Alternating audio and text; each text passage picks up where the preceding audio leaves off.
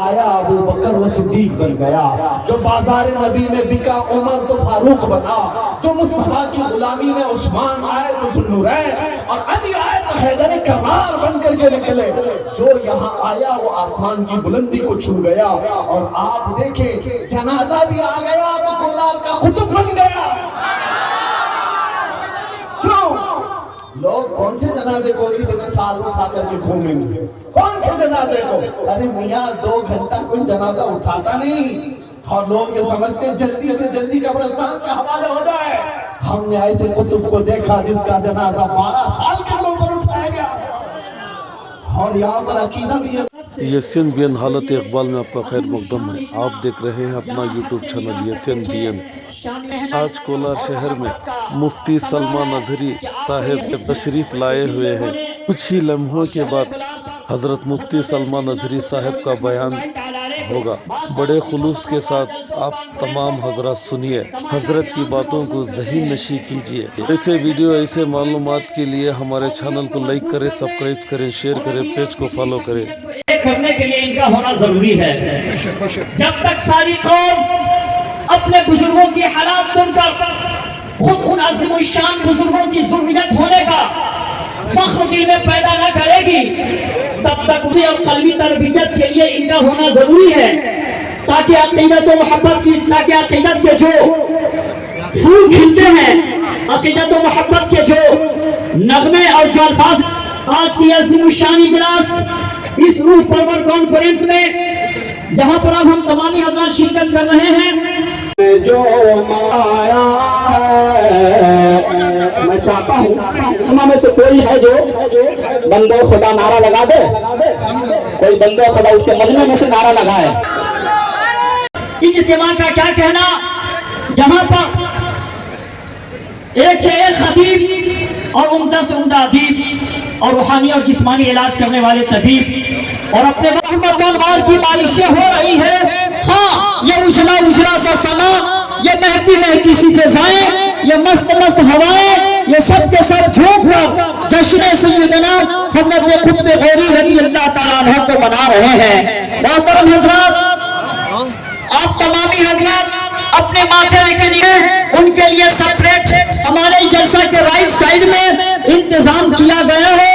میں اپنی ماں بہنوں سے گزارش کرتا ہوں کہ آپ اس پنڈال میں اس شامیانے میں نہیں بلکہ جہاں پر انتظام کیا گیا ہے وہاں پر پردے کا انتظام ہے، آپ وہاں پر تشریف لے جائیں، وہاں سے آپ جلسے کو بھی سماعت کریں گے اور علماء کرام کو بھی دیکھیں گے، تو آپ کے لیے انتظام الگ سے کیا گیا ہے۔ اتجدر سے آپ سماعت فرما رہے ہیں۔ پیارے آقا علیہ الصلوۃ والتسلیم کے پیارے دیوانوں، آپ اپنے چہرے پہ مسکان کے ساتھ مسکراہٹ کے ساتھ میں سماعت فرمائیں۔ ہر طرف دیکھیے اجالا ہے، قطب غوری کا عرس آیا ہے، قطب غوری۔ اب چونکہ ہم لوگ ہمیشہ پروگرام کرتے ہیں تو یہ شعر کہہ دینا مناسب سمجھتا ہوں کہ کسی کو اتنا ہی چاہو کہ دل بہے۔ اسے گائیڈنس کریں، ان کے بات پر فالو کیجئے اور بیٹھنے کی کوشش کیجئے آرام سے۔ حضرت کی آمد ہو رہی ہے، آپ کے ہی لیے بلایا گیا ہے۔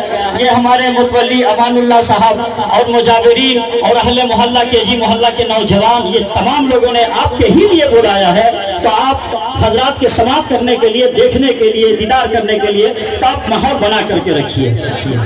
ہر طرف دیکھیے اجالا ہے، قطب غوری کا عرس آیا ہے، قطب غوری اور اہل کو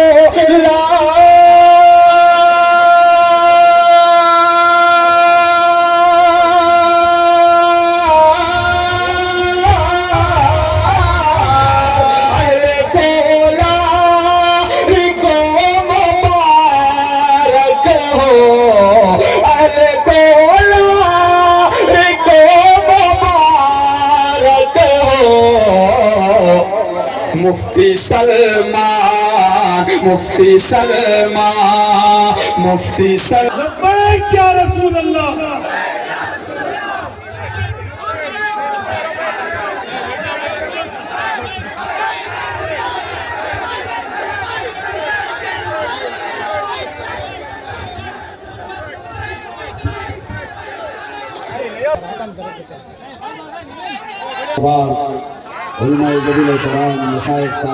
حاضرین اہل سنت و جماعت، السلام علیکم ورحمۃ اللہ وبرکاتہ۔ الحمدللہ الحنان المنان الذي خلق الإنسان وعلمه البيان، والصلاة والسلام على رسوله سيد الإنس والجان وعلى آله وأصحابه ذوي الخير والإحسان، أما بعد فأعوذ بالله من الشيطان الرجيم، بسم الله الرحمن الرحيم، إن الدين عند الله الإسلام، صدق الله مولانا العظيم۔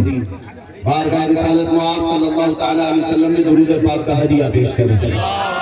اللہم صلی علی سیدنا محمد معدن الجود والکرم وآلہ واصحابہ الکرام وابنہ الکریم وبارک وسلم صلاة دائمة سرمدا ابدا۔ کھولار والوں، مجھے اندازہ ہے یہ دیوانوں کا مجمع ہے، اور لوگ یہ پوچھتے ہوں گے باہر کھڑے ہوئے، یہ شور و غوغا کیا ہے، کس بات کا اتنا شور ہے؟ انہیں جواب میں یہ میں کہوں گا، جہاں زیادہ نر شیر ہوتے ہیں دہاڑ زیادہ ہوتی ہے، ظاہر سی بات ہے۔ یہاں پر کولار والوں کو شیر محسود سے تعلق ضرور ہوتا ہے، اور آپ لوگوں کی محبت سر آنکھوں پر، آپ کے عقیدتیں سر آنکھوں پر، لیکن میں نے دیکھا ہے آپ کی محبت نے مجھے کرسی سے اتار دیا۔ کرسی پہ بیٹھا ہوا تھا، ادھر والوں کو نظر نہیں آ رہا تو وہ علماء کو پیچھے پڑے، ادھر والوں کو نظر نہیں آ رہے تو یہاں کے علماء کے پیچھے لگے، سارے علماء کو ادھر سے ادھر کر رہے ہیں، تو میں خود ہی ادھر کے آپ کے سامنے آ گیا۔ اس سے یہ سمجھ میں آتا ہے کرسی سے اتار نہیں سکتی، دیوانوں کی جماعت کرسی سے اپنوں کو جب اتار سکتی ہے تو یہ مجمع کا انقلاب اچھے اچھوں کو بھی اتار سکتا ہے۔ گھبراؤ، آپ ڈرے نہیں، انتظامیہ، پروگرام کرنے والے، پولیس ڈپارٹمنٹ والے، سارے لوگ جب تک میں بیان ختم نہیں کرتا تب تک دل پہ ہاتھ رکھ کے کھڑے رہتے ہیں کہ پتہ نہیں یہاں کیا بول کر کے جانے گا۔ آپ ڈرے نہیں، کچھ نہیں بولی۔ گھبرائے ہوئے لوگوں سے بھی میں کہوں گا، مولانا صاحب بھی مجھ سے کہہ رہے تھے ان کی بات نہ کریں، میاں ہم ان کی بات کریں، ہمارے پاس کیا اولیاء کی جماعت کم ہے؟ ہم اپنے نبی پاک کے اوصاف میں کسی ایک صفت کا حق ادا نہیں کر سکتے تو پاکھنڈیوں کا بیان کہاں کریں؟ ہاں، بات کبھی آتی ہے کسی کی انگلی رکھنے کی، جس کو دوا دینا پڑتا ہے، وہیں پر ہم انگلی رکھتے ہیں، باقی ہمیں اتنی فرصت نہیں ہے غیر نتھو کھیرے کی بات کرنے کے لیے۔ ہم رسول اللہ کے، ہم غلام ہیں نبی پاک صلی اللہ علیہ وسلم کے۔ زندگی پوری ختم ہو جائے گی مگر ان کے اوصاف میں کا ایک بات بھی مکمل نہیں ہو سکے، تو ہم اپنی زبانیں جس کے لیے کھولتے ہیں، دہنے میں زبان تمہارے لیے یا رسول اللہ، دہنے میں زبان تمہارے لیے اور بدن میں ہے جان تمہارے لیے۔ ہم آئے یہاں تمہارے لیے، اٹھے بھی وہاں تمہارے لیے۔ میرے عزیزوں، میں یہ بات صاف کر کے آپ کے سامنے بڑھ رہا ہوں، دین اسلام کو آپ کے سامنے صحیح انداز میں بیان کرنا یہ ہمارا حق ہے۔ ابھی مجھ سے پیشتر وحاج بابا بڑی سلیس اردو میں گفتگو کر رہے تھے اور بار بار کہہ رہے تھے کہ مقرر نہیں، لیکن جملے اتنے شائستہ اور کمال کی گفتگو، اللہ تبارک و تعالیٰ اس میں اثر عطا فرمائے۔ انہوں نے بھی ایک بات کہا، کیونکہ میں ان کی تقریر سے، ان کی گفتگو سے ایک جملہ کوٹ کر رہا ہوں، اس حیثیت سے نہیں کہ وہ پیر صاحب ہیں یا خاندان کے شہزادے ہیں، اس حیثیت سے کہ وہ ایک وکیل بھی، ایڈوکیٹ ہے، وکالت کی پڑھا ہوا۔ انہوں نے کہا میرے متعلق کہ مولانا قانون کے دائرے میں رہ کر بات کرتے ہیں، ظاہر سی بات ہے قانون پڑھا ہوا آدمی ہی بات کر سکتا ہے، باقی سارے کیڑے مکوڑوں کو کہاں سمجھنا ہے۔ میں دوسروں سے بھی یہی کہوں گا، ہماری گفتگو کو بہت ڈیپ میں جا کر کے اپنے اوپر لینے کی ضرورت نہیں ہے۔ ہر کوئی اپنے اوپر فٹ کرے گا تو درد تو ہوگا ہی, تکلیف تو ہوگی. جس کے متعلق کہا جا رہا ہے آپ اس کے متعلق سمجھ کر کے چھوڑ دیں. ظاہر سی بات ہے, ہم کہیں گزر رہے تھے, راستے میں ایک کتا پاگل ہو گیا اور جو جا رہا ہے اس کو بھونک رہا, تکلیف دے رہا, تو آپ کیا کریں گے؟ آ کر کے شکایت کریں میونسپلٹی کو یا کہیں پر کہ ایک کتا پاگل ہو گیا. میونسپلٹی یا پھر دوسرے لوگوں نے یہ محسوس کر لیا کہ یہ آدمی سارے کتوں کے خلاف ہے, یہ آدمی سارے کتوں کے خلاف ہے, یہ دشمن ہے. نہیں صاحب, ہم اس پاگل کتے کے خلاف. سارے کتوں سے ہمیں کیا؟ بہت سارے کتے ہیں جو گھروں کی حفاظت کر رہے ہیں, کھیتوں کی حفاظت کر رہے ہیں, اور آپ لوگ سب ڈر بھی رہوں گے کہ مولانا پھر کتا کہہ رہے ہیں. میں مثال دے رہا ہوں, کسی کو نہیں کہہ رہا. اگر کوئی کتا پاگل ہو جائے تو اس کی شکایت ہونی چاہیے کہ نہیں ہونی چاہیے؟ دوسروں کو تکلیف دے گا, دوسروں کو اور کاٹے تو 14 انجیکشن اور بھی دوسرے کئی ایسے پروسیس کہ مر بھی سکتا ہے آدمی. تو مطلب کہنے کا یہ ہے کہ جب کبھی ایسا ناسور کہیں پر بھی ہو تو اس کو بھی نظر انداز کر دینا یہ ملک کی حفاظت کے بھی خلاف. اگر ہمارے دیش ہندوستان کی سالمیت کو, ملک کے امن کو کوئی خطرہ بنے تو اس خطرے سے مقابلہ کرنا ہر دیش واسی کی ذمہ داری ہے یا نہیں؟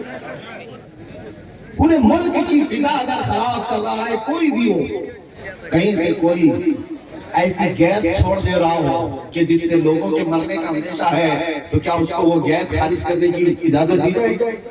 نہیں, زہریلی ہوا چھوڑ رہا ہے اس کو پکڑا جاتا ہے. یعنی دیش واسیوں کے خلاف کوئی بھی ماحول بن رہا ہو تو اس کو پکڑا جاتا ہے. ہمارا بھی بس اتنا ہی مطالبہ ہوتا ہے, ہمارا بھی اتنا ہی مطالبہ ہوتا ہے. ہم اگر کسی کی دم پر پاؤں رکھتے ہیں تو اسی کے جو پاگل ہو چکا ہے, جو پاگل ہو چکا ہے وہ دوسروں کو کاٹ سکتا ہے, باقی پوری قوم سے ہمارا کیا لینا دینا.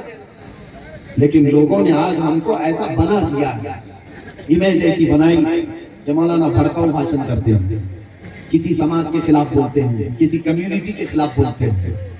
نہیں میاں, یہاں پر ہمارے ہندوستان میں سینکڑوں کمیونٹیز ہیں, بہت سارے دھرم سے بہت وابستہ لوگ رہ رہے ہیں. کیا ہم یہی ڈیوٹی کریں کہ ہر ایک دھرم کے لیے اس کے ماننے والوں کے پیچھے پڑے رہیں؟ مجھے میرے دین اسلام سے وابستگی کافی ہے. ہم تو اس فارمولے پر عمل کر رہے ہیں کہ دین اسلام کی سچائی کو پڑھو, دین اسلام کی سچائی کو سمجھو, اور بنا سمجھے اگر کوئی اس پر انگلی اٹھاتا ہے تو محبت سے پہلے سمجھایا جاتا ہے. اب میں آپ کو طریقہ بتا رہا ہوں. انسانوں کی دو کیٹیگری ہیں, انسانوں کی دو کیٹیگری ہیں, ایک باتوں سے مانتی ہے اور ایک لاتوں سے مانتی ہے. ہوتا ہے سب جگہ ہوتا ہے, میں کسی خاص قوم میں نہیں کہہ رہا ہوں, سب میں ہوتا ہے. تو جہاں سختی سے بولنے کی ضرورت ہوتی ہے ہم وہی کہتے ہیں. نبی پاک صلی اللہ تعالیٰ علیہ وسلم کی شان میں اگر کوئی گالی گلوچ کرتا ہے تو اسے سمجھانے کی ضرورت اس وقت آئے گی جب وہ سمجھ کی بات کر رہا ہوگا. لیکن نبی پاک صلی اللہ تعالیٰ علیہ وسلم کو جو پڑھا نہیں, سمجھا نہیں, بھونکتا ہے تو پھر دم پر پاؤں رکھنے کی ضرورت پیش آتی ہے. آؤ میرے عزیزو, آج میں آپ کو یہ بات عرض کروں کہ قرآن میں اللہ تعالیٰ فرماتا ہے ان الدین عند اللہ الاسلام, بے شک اللہ کے نزدیک دین اسلام ہے. اسلام صرف اور صرف ایک محلے یا کسی ایک جماعت کے مذہب کا نام نہیں ہے. اسلام آفاقی دین ہے, پوری دنیا اور پوری انسانیت کی فطرت کے عین مطابق دین ہے. اسلام میں کوئی ایک شعبہ بھی ایسا نہیں زندگی کا جس کو خالی چھوڑا گیا ہو. بچہ پیدا ہونے سے لے کر قبر کے اندر جانے تک کے ہر مسئلے کا حل اسلام نے بیان کیا, حتیٰ کہ تمہیں استنجا کرنے کا تک طریقہ بتایا. کھانے پینے, سونے, اٹھنے, بات چیت کرنے, رہنے, ہر چیز کے آداب سکھائے گئے کہ نہیں سکھائے گئے. دین اسلام نے کوئی شعبہ نہیں چھوڑا. میں چیلنج کے ساتھ کہتا ہوں, لاؤ کوئی ایسا مضبوط دستور جو اسلام کی طرح سے ہو. اسلام دنیا میں کئی نظام لے کر کے آیا, ایک نہیں, کئی نظام ہے. سیاسی نظام اسلام لے کر کے آیا ہے, معاشی نظام اسلام لے کر کے آیا ہے, تجارت کے نظام اسلام لے کر کے آیا ہے. لوگوں کو آج اندازہ نہیں, خبر نہیں ہے. اور بات ہے کہ مسلمان پڑھے لکھے کم ہو گئے, ہمارے پاس علم کم ہو گیا, اس لیے لوگ یہ سمجھتے ہیں کہ یہ جاہلوں کی جماعت ہے. ارے پوری دنیا میں علم کا, ایجوکیشن کا انقلاب اگر کوئی لایا ہے تو محمد رسول اللہ کی ذات ہے. آپ کو پتا ہے جب میرے آقا صلی اللہ علیہ وسلم ہجرت کر کے مدینہ تشریف لائے تھے تو صرف 6 لوگوں کو لکھنا آتا تھا. مدینہ میں صرف 6 لوگ قلم پکڑ سکتے تھے. 10 سال میرے آقا صلی اللہ علیہ وسلم نے مدینہ میں زندگی گزاری. روایات بتاتی ہیں 10 سال کے بعد 80,000 لوگوں کو لکھنا آتا تھا. کتنا بڑا انقلاب ہے, یہ ریولیشن ہے ایجوکیشن کا. نبی آخر الزمان صلی اللہ علیہ وسلم سب سے پہلے علم کو عام کرنے والے, انقلاب لانے والے. یہ اور بات ہے کہ ان کی امت آج جاہل ہو گئی, آج ان کی امت علم سے دور ہو گئی. آپ کو پتا ہے دنیا میں کتنے علوم ایسے ہیں جو رسول اللہ کے غلاموں نے اس دنیا کو سکھایا ہے. میڈیکل سائنس آج جس کا بول بالا ہے پوری دنیا میں, سائنس ترقی کر کے آیا بہت آگے تک. سائنس کے بہت سارے شعبے, انجینئرنگ بھی, لیکن بایولوجیکل میں اگر آپ کو بتاؤں حیاتیات پر, انسان کی طبیعتوں پر جو سائنس ریسرچ کر کے آج پہنچا ہے, بیس کیا ہے اس کا, بنیاد کیا ہے؟ میڈیکل سائنس میں سب سے پہلے کتابیں دنیا کو پیش کرنے والے ابن سینا ہیں اور امام فخر الدین رازی ہیں, جنہوں نے سرجری پر کتابیں لکھی, بچوں کی بیماریوں پر کتابیں لکھی, میڈیکل کی کئی ایسی گتھیاں انہوں نے اس زمانے میں سلجھائی ہیں جب ابھی سائنس, اس زمانے کا سائنس ابھی سانسیں بھی نہیں لے رہا تھا. پوری دنیا کو علم دینے والے میرے نبی کے غلام. ایکس رے کا علم علماء اسلام نے دیا. گھڑی کی ایجاد آپ کو پتا ہے, گھڑی کی ایجاد نبی پاک صلی اللہ علیہ وسلم کے غلاموں نے دیا ہے دنیا کو. کتابیں لکھنے اور اس کو چھاپنے کا انداز علماء اسلام نے عطا کیا ہے. اتنا ہی نہیں, ٹاؤن شپ کا جو طریقہ ہوتا ہے, روڈ بنانے کے سلیقے تک اسلام نے لوگوں کو دیا ہے. لوگ یورپ میں جانوروں کی طرح جیتے تھے, نہ گھر بنانے کا سلیقہ, نہ گزرنے اور آنے جانے کا سلیقہ تھا. عمر فاروق رضی اللہ تعالیٰ عنہ کی خلافت کے زمانے میں سارے نظام بنائے گئے تھے, تاریخ بنائی گئی. ہجرت کی تاریخ آج بھی پوری دنیا میں رائج ہے, تاریخ بنائی گئی ہے. اسلام ایک شعبے میں تھوڑی, ہر شعبے میں تجارت کے جو اصول بنائے گئے نا دنیا میں. یہ کوٹ وغیرہ سب چیزیں کتنے سالوں بعد آ کر کے بنی, آج آ کر کے بنی. کہ تمہارے اندر خرید و فروخت میں کوئی دھوکہ دھڑی ہوتی ہے تو کیس کر کے تم اپنا حق میں جو یہ واتاورن بنایا ہوا ہے, ایک ماحول بنایا ہوا ہے, امیج بنائی ہوئی ہے کہ یہ بہت جلدی بھڑکتے ہیں, بہت جلدی وائلنس پھیلاتے ہیں. یہ سب چیزوں کی وجہ سے مجھے یہ گفتگو کرنی ہے. تمہارے آداب, تمہارے سلیقے, تمہارے اخلاق دنیا کے لیے آئیڈیل ہونے چاہیے. ایسا نہیں کہ تم کسی کے اخلاق کے پیچھے بھاگو, اخلاق ایسے بناؤ کہ دوسروں پر اپنی چھاپ چھوڑ کر کے جاؤ. لوگ یہ کہتے ہیں اتنی اونچی پگڑی, اتنا اونچا جبہ, یہ ساری چیزیں پہن کر کے, قسم خدا کی میں آپ سے کہہ رہا ہوں مجھے کبھی شرم نہیں آتی, نہ ایئرپورٹ میں جانے, نہ اسٹیشن پہ جانے, نہ بسوں میں بیٹھنے, کبھی نہیں. لوگ ہوتا ہوگا 5 گرام کی ٹوپی بھی چھپا لیتے ہوں گے, جن کو یہ لگتا ہو کہ دنیا کیا کہے گی وہ چھپاتے ہوں گے. ارے ہم اونچے اونچے تاج پہن کے جاتے ہیں اس لیے نہیں کہ دنیا کیا کہے گی, ہمیں تو اتنا پیسہ ہے. آمینہ کا لال دیکھ رہا ہے, تاجدار مدینہ دیکھ رہے ہیں, ہم جن کا لباس پہنے ہیں, ہم جن کی اقتدا کر رہے ہیں, دنیا دیکھے نہ دیکھے ہمیں فرق نہیں پڑتا. ہم جس کے لیے جی رہے, ہم آئے یہاں تمہارے لیے.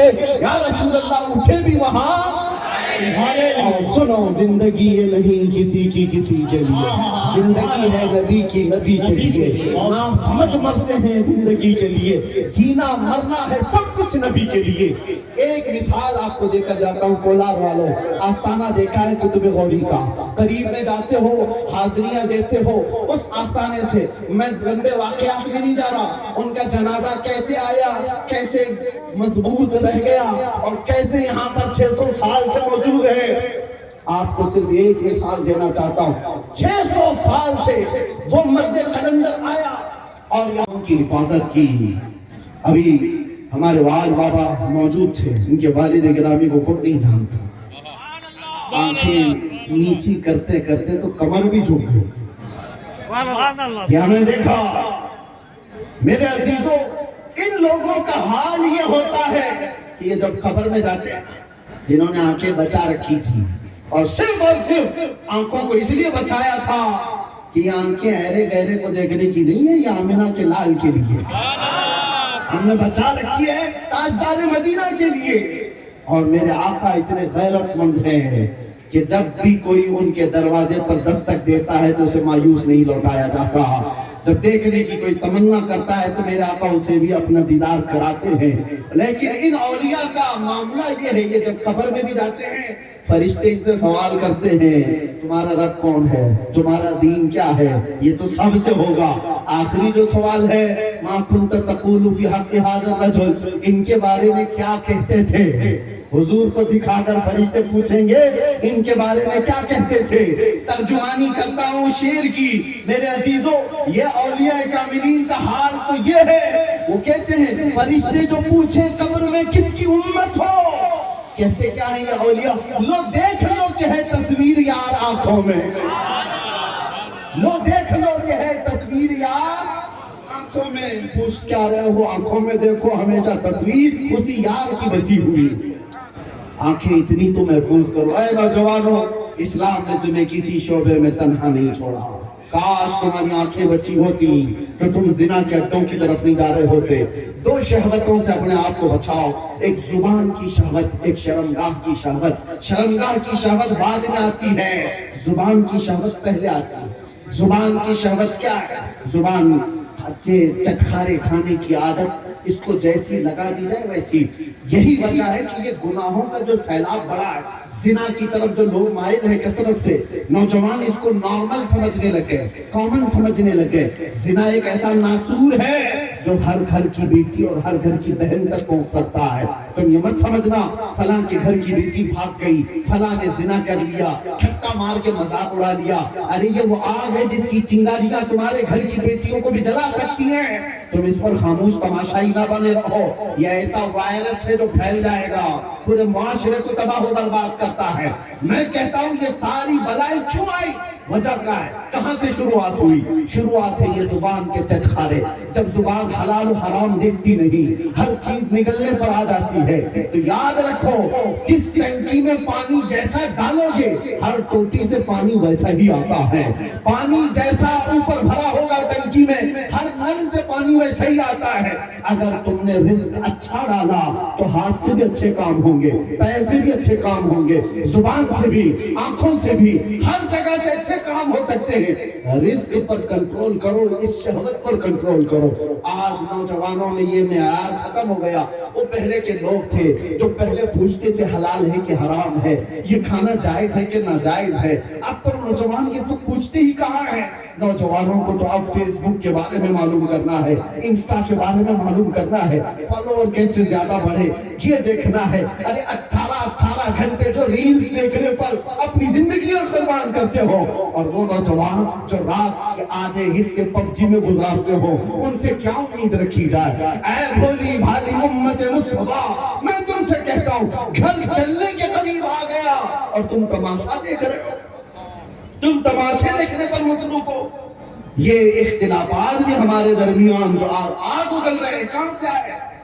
ये सारी चीजें उम्मत को तोड़ करके बर्बाद कर रही हैं। मुझे हमारे डिपार्टमेंट के बहुत सीनियर ऑफिसर हैं, उन्होंने बहुत अच्छी बात कही। 1 महीने पहले की बात है, मैं हर एक का नाम बनाम जिक्र नहीं करता, लेकिन उन्होंने कहा मुफ्ती साहब आप क्या क्या डरे हुए लगते हैं कि अपनी कौम से जो दूसरों को इतने सख्त अल्फाज में बोल रहे हैं। मैंने कहा कि हाँ, जब कोई भोंकता है तो हमें भी दर्द होता है, तकलीफ होती है, बोलते हैं। तो उन्होंने हंस करके कहा, एक बात आप समझ लीजिए मुफ्ती साहब, आपकी कौम को कोई ताकत नहीं तोड़ सकती जब तक कि आपकी कौम के गद्दार खुद ही नहीं तोड़ ले। खुद ही लोग न तोड़े उस वक्त तक कोई नहीं तोड़ सकता आपकी कौम को। आप डरे किसके लिए? बहुत पते की बात कही थी, बहुत पते की बात कहा कि इनको बर्बाद करने के लिए दूसरों की क्या मजाल है, दूसरों की क्या मजाल। दूर दूर से बोल के चले जाते हैं। कौम को दीमक की तरह खाने वाले वो नौजवान हैं जिन्होंने अमाल का ऐसा जनाजा निकाला है कि मेरे नबी पाक की रूह को अजीयत पहुंचा। तुम्हारे हाथों में ताश के पत्ते, क्या दूसरे आकर के पकड़ाए? तुम्हारे मोहल्लों में नशा, क्या तुम्हें अकल सलीम नहीं अल्लाह ने नहीं दिया है? क्या तुम खा भी रहे हो, बेच भी रहे हो, ला भी रहे हो, सारी डीलिंग तुम्हारी। क्यों? तुम्हें कानून भी मालूम है, सजा भी मालूम है, इसकी हिलाकत भी मालूम है, बर्बादी भी मालूम है, लेकिन जानबूझ करके जब कोई बर्बादी को दावत देता है तो फिर उसका इलाज क्या किया जा सकता है? मैं सिर्फ और सिर्फ इतनी बात कहूंगा, इन सारे मसाइल का हल क्या है मुझे समझ में नहीं आता किस किस मसले पर गुफ्तगू करूं। अभी मुझसे कह रहे थे वाद बाबा कि हमारे यहाँ एजुकेशन की कमी है, अखलाक की कमी है, लोग डेवलप नहीं हो चुके, बहुत सारे मसाइल हैं।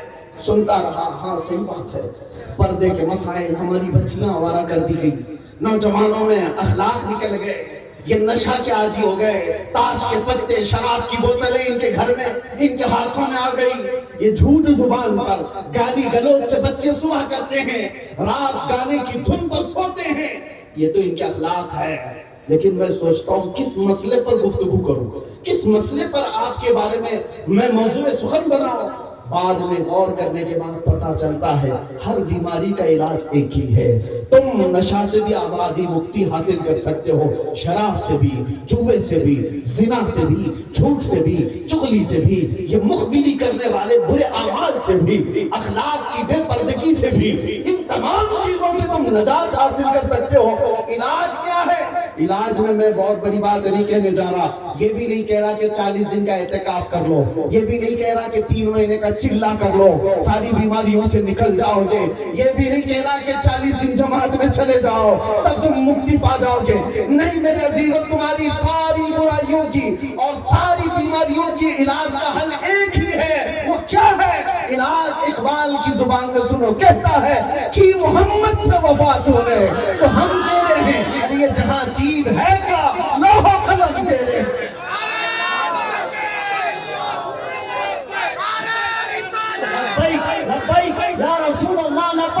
हुजूर से वफा करो, मेरे आका से वफा करने वाला गलाजत में नहीं जा सकता, हुजूर से मोहब्बत करने वाला झूठा नहीं हो सकता, नबी से मोहब्बत करने वाला शराब पकड़ना क्या सूंघना भी नहीं पसंद करता। मेरे आका का दीवाना ताश का पत्ता हाथ में नहीं ले सकता, नबी से मोहब्बत का दावा करने वाला नशा के करीब कैसे जा सकता है? तुम ये फैसला कर लो नबी के हो भी कि नहीं हो। अगर हो तो तुमसे मैं खिताब करता हूँ, नहीं हो तो वही कुत्तों की बात करता। वाह भाई वाह, बहुत खूब, बहुत खूब। अगर नबी के हो तो फैसला तुम खुद कर लो।